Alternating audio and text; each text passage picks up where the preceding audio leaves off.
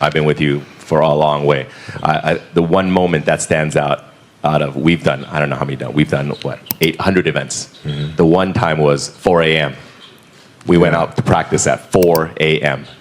And that was your idea to do it. But, and I then, mean, all these Nike people are like, no, let's not do that. And then you're like, let's do it at 4 a.m. So you got security, you got brand marketing, sports marketing going, no, let's not do it. You're like, let's do it.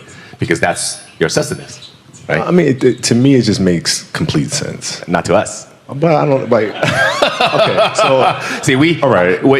Usually, I'm sleeping at 4 a.m. You're working out. So talk about that. Okay, so if your job is to try to be the best basketball player you can be, right? To do that, you have to practice, you have to train, right? You want to train as much as you can, as often as you can. So if you get up at 10 in the morning, train at 11, right? 12, say 12, train at 12, train for 2 hours, 12 to 2. You have to let your body recover. So you eat, recover, whatever. You get back out, you train, start training again at 6.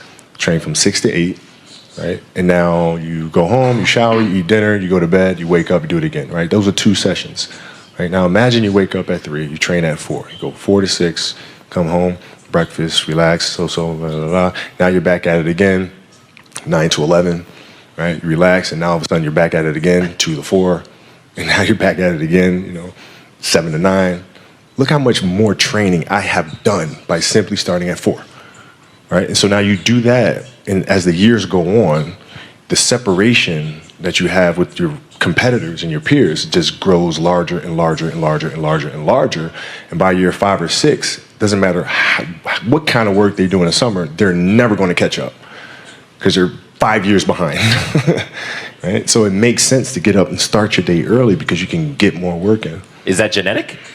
Or is that something you ingrained and trained yourself? No, it was Who just, taught you that? For me, it was just common sense. Like I can if I start earlier, I can train more hours, and I know the other guys aren't doing it because I know what their training schedule is, right? So I know if I do this consistently over time, the gap's just going to widen and widen and widen and widen and widen, and they won't be able to get that back.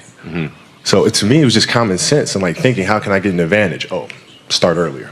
Yeah, let's do that. How do you develop that, or where do you learn that from? Well, I think it's just it's just a matter of what's important to you, and what's important to you for whatever reason. I felt like I didn't feel good about myself if I wasn't doing everything I could to be the best version of myself. If I felt like I left anything on the table, it would eat away at me. I wouldn't be able to look myself in the mirror.